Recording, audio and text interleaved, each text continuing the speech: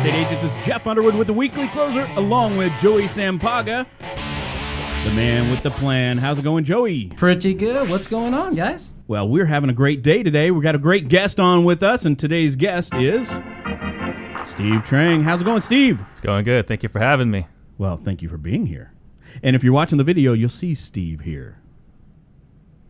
He's right there. There he is. See him? Right there. Yep. He might even put on the mask later. We'll see. You have to stay tuned. We'll see. He didn't want to put that on. Well, we'll see. Got to get him a new one. We'll see what peer pressure does. There we go. All right. So, Steve, tell us. We want to get into what's successful in your business. But first, I guess let's start off with telling the listeners or the viewers how long you've been in the business, your company, and what compelled you to get into real estate. Well, we're coming up on 10 years. So I got in May of 07. Possibly a stupid decision. Some argue the worst time to get into real estate. Right before. So, yes. But, I have this, I've never had a confidence problem. So I'll figure it out. So I jumped in May of 07, did a lot of learning, exploring, growing along the way. Right. So did short sales, did some REO, built a team, opened a brokerage all along the way. So I'm with Stunning Homes Realty. That's our brokerage. And what compelled me to get into real estate, I got suckered in like everybody else. Promises of, just hanging out at the beach, working whatever you want, make a crap load of money. But you learn very quickly that's not actually what happens. Are you sure? Yeah, well, it happens eventually, but not as easy as they make it sound. So I hear that from a lot of people. Well, I guess that's why so many people drop out of the business so quickly, right? No, it's terrible, right? I think like 80% fall out the first year. So we'll get into some of these other questions, but I want to know, so getting in 2007, so it was beginning part of 07, end of 07? Middle of 07. In the middle of 07. 2008 came along. Yeah. And did you feel like you might have made the wrong choice? Oh yeah, no, there were definitely times, right, where I was thinking, man, this was a bad idea. I can remember, I don't know the exact date, but I remember one specific day, there was an article that came out in Arizona Republic talking about how real estate values are tanking. And I had 3 different clients call me. It's like, you know what? I'm not going to buy right now. Now it's not the right time. Like, oh, that was the ultimate gut test. Oh, yeah. Yeah. Well, that was also the time I think a lot of sellers probably were bummed that they didn't sell 6 months prior. Oh, yeah. No, I bet. Anyway, well, so tell us what you're doing right now. What are you doing with Stunning Homes Realty right now to be successful in today's market? Well, for us, there's obviously a lot of adjustments, but I think for how we're helping everyone in our office is we're personally developing and growing all of our team members, right? So we're not a big brokerage. We're not a big office. We don't want a big body count like a lot of other offices. Sure. And so because we're small or smaller, we can adjust and we can actually keep track of how everyone's business is going, right? And see how we can adjust and visit the challenges that we're all facing together. Okay. Are you seeing more listings or buyers right now? More buyers for sure. More buyers? Yeah. We would love to get more listings, but definitely we're more buyer heavy. Okay. How about niche? Does Stunning Homes have a specific niche that you're trying to target, or a way that you're differentiating yourself from others? I would say our niche, a lot of it is, we have 2 major sources of business. The first one is internet. So internet lead gen. In fact, for a while, I was actually teaching classes on how to do internet lead gen. So that's our number one. Cool. And then number 2 is referrals. So we're really ramping up our wow factors to really blow away our clients. Got it. It used to be being good was good enough, right? You did a good job for a client, you got a referral. Yeah. They remember you. Now good is just average. So we got to blow them away. So that's right. A lot of our focus and energy is how to really wow our clients. So one of the things that we're all doing in our office is a birthday program. So client's birthday, their top 50 client, they get a bundt cake or they get something else delivered to their home for their birthdays. That's good. Oh, that's good. Yeah. You know what? One of the guys I was talking to he goes to people's houses, his clients. Mm-hmm. You guys might want to live stream while you do that. Yeah. Would that be cool? That would be cool. Right now what we're still doing is we're having it couriered, but eventually we're going to have a full-time person, wearing one of these shirts. There you go. Delivering them. Or maybe singing too, right? Like a telegram. Singing, yes. Those were popular when I was younger. Well, I think I need you with your singing voice. We're going to do that. Oh, there we go. So I bet the listeners as well as myself, I'm interested. So online, you did a lot of training, Yeah. right, for online leads. Right. What, without giving away your total secret, right? What would you say is the number one lead gen online right now?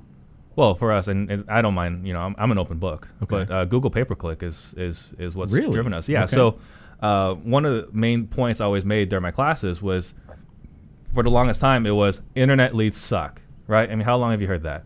Long time. Right? And we're finally realizing, oh, hey, it doesn't. It actually closes. In fact, about 4% of them will close, right? So that was been our number one advantage for the longest time. People are finally wising up and using it as a lead source. Okay. But that was, that was our niche. That's what we were dominating for the longest time. So you're just picking out specific keywords, obviously, right? Right, And doing right. your ads. Are you doing any Facebook ads too? We do along with Facebook that? ads from time to time, but we haven't had as much traction with Facebook. Okay. The cost per lead is substantially cheaper, but the lead quality or the cycle is much longer. Got it. So we got to spend a lot of energy. So yeah, it's cheaper, but if you take into account the cost of human capital, Yeah. it's about the same. So do you have, once somebody comes in through Google, let's say, right? Yeah. Once they've clicked on, you have a full sales funnel put together to nurture these so, people? So we have a couple of ISAs, inside sales agents. Okay. All they do is call leads all day, Got it. and they book appointments for us. Okay. And then, the agents are also in charge of calling as well, being proactive with their time. So budgeting 9 to 11 every day of calling and also doing lead follow-up. Got it. So as far as the funnel goes, that's the dialing. Okay. Emails, we do email drips. We did the Infusionsoft thing for a while. And what we found is that emails, they might generate responses, but really the calls is where Right. that's the highest dollar producing activity. Well, if you can get them on the phone, Right. you have the better chance of converting that lead. Yeah. For sure. So if an agent were sitting in front of you right now and they were asking you, what tip would you give me today to grow my business, what would it be? Number one tip would be hiring a coach, and then 1A would be hiring an admin. So if they don't have an admin, get your butt in gear and get an admin. If you don't have a coach, go hire a freaking coach. Like, what are you doing? Yeah. Yeah. Well, does somebody need to be at a certain level production-wise to do that, you think? Or do you think somebody that's fairly new that should No. just start with having a coach Yeah, involved? I wish that from day one I hired a coach. Okay. I think that would have made a big difference. I would think I'd be further along today than I am. Not it. that I'm unhappy with where I'm at, but I feel like I would have had a further head start. So I'm curious, though, in regards to coaches. I mean, are there specific coaches that you prefer? There's a coach that works for me, and that's Craig Proctor. But I think it really depends on your style, right? It depends on what you're passionate about. I think every coaching program has a different niche or specialty. You know, like I'm passionate about marketing, so Craig Proctor works for me. I have an engineering background, so you would think that's kind of weird for real estate, but marketing is very analytical. I mean, you guys do marketing. Yeah. It's if you do X, you're going to get Y, right? So it works for me. But if someone's passionate about referrals, Brian Buffini program is a great, coaching program. If someone's passionate about cold calling, Mike Ferry's great, Mike Ferry. right? If someone's passionate about team building, Tom Ferry's pretty good. And there's a bunch of other good coaching programs, but those are ones I'm familiar with.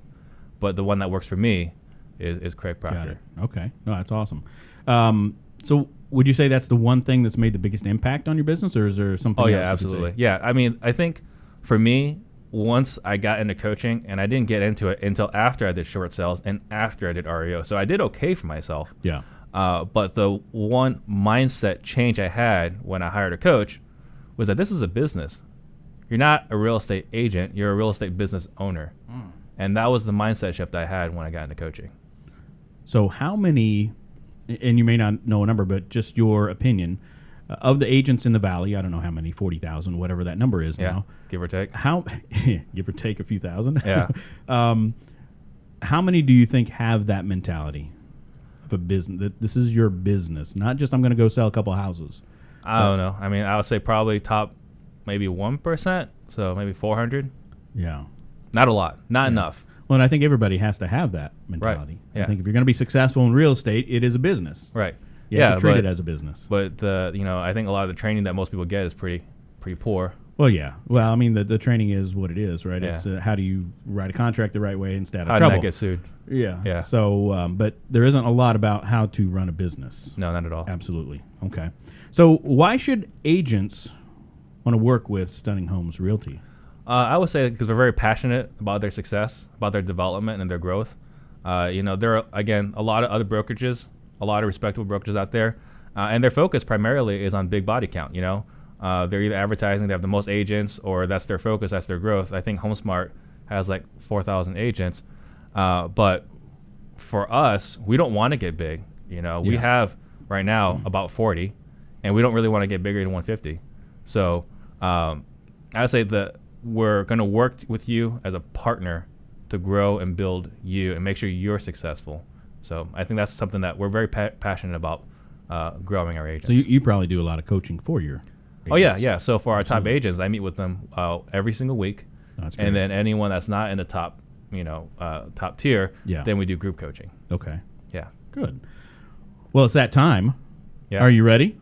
Sure. Are you ready to get in the ring with the Maniacs? Sure. Okay, here we go.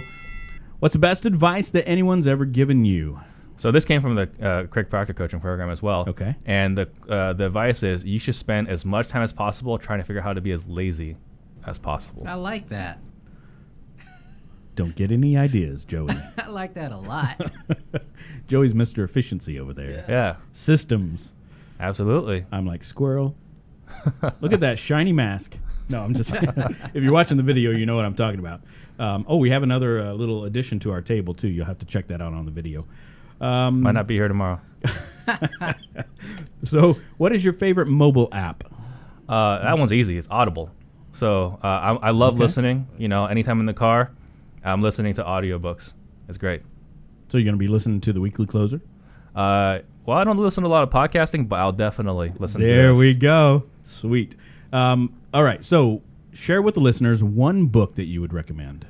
Boy, so right now I'm in the middle of Extreme Ownership, a fantastic book, a wonderful for leadership development. And I'm going to definitely give it to everyone on my team. Okay. And then right behind that, we had just finished Fanatical Prospecting, which is what I credit to some of our crazy March production. Okay. So we had all just finished that book. We were all prospecting like crazy, and that energy's kind of died off, so it's not as good in April. But I think that was an amazing book. Actually got me fired up to make dials. Awesome. Well, you should get them all the audio version, right? Oh, Make no, sure I got- that no, they they just all got play it that. in their car constantly. Oh, yeah, they all got that. There you go. Yeah. All right. Okay. So name one productivity tool or software that you use every day. So it's a mix of, I use Uber Conference. So every morning at 7:30, my team and I, so I also run a team, my team and I do a morning huddle. We use Uber Conference for that. And then we use Google Sheets to track everyone's numbers. Okay. Google Sheets. Yeah. Okay. You should look into that, Joey. Well, I use Google Sheets, buddy. Oh, that's right. You've told me to try them out. I think I still have that email somewhere, Joey. All right. So we come down to the last question. And this question you're actually going to draw from the mask. Are you ready for this? Sure. Just a random question. There you go. This is beautiful. What is that, velvet? Absolutely, Velvet. I love that. Okay. All right. Go ahead and read that out, and let's see what we got. Who was your favorite singer or band in high school? So this kind of surprises a lot of people, but I'm a very big fan of rap music. So growing up, Rap I'll music, say huh? in high school was Bone Thugs and Harmony. Oh, okay. So you're Listen a to a little lot bit of younger that. than I am. Yeah. So can you do some? No. I wish I could. I wish I could do beatbox that. for you. I think wish Joey I could do can. that, but no, I'm not. I'm not a good rapper, unfortunately. Otherwise, I tell my wife every once in a while, I was like, I should have gone to rapping. Like that, there's a lot more lucrative than real estate. Well, I could tell people on the podcast right now to go watch the video that Steve's going to rap at the end of the. No, maybe we better not do that. But no, that's awesome. Anything you want to share, Joey? My favorite, one of my favorites were Run DMC, of course. Beastie Boys. Right. Right. Those two for now in high school. High school. Oh man. All right. So. Well, and going back onto that, so this is terrible, right? In middle school, I had, Straight Outta Compton. Oh, there you go. Okay, and I was listening to it on my little stereo in my room, and my dad comes up like, "What the hell are you listening to?" So. Oh no. Oh, see, I think that reminds me of that video. So Twisted Sister, right? Oh yeah. Where you had the music up loud. Yeah. MTV was yeah. our time, right? I would say mine during high school was more like Aerosmith and Kiss. Yeah. Those were mine. So anyway, Def Leppard was another good one too. So, but thanks for being on, Steve. Yeah, thank you again for having me. Appreciate Totally it. appreciate you coming on board. So, Steve, one more thing before we leave. Tell us how somebody, if an agent heard this and they want to reach out to you, how would somebody reach out to you? Well, the best way to get hold of me is to call me directly, 480-266-9960. Again, it's 480-266-9960. They can also email me, steve@stunninghomesrealty.com. Awesome. So if you want to reach out to Steve, there you go. The weekly closer here at Security Title Studios. And this is Jeff Underwood along with Joey Sampaga. And we're signing off. Till next time, take care. Peace.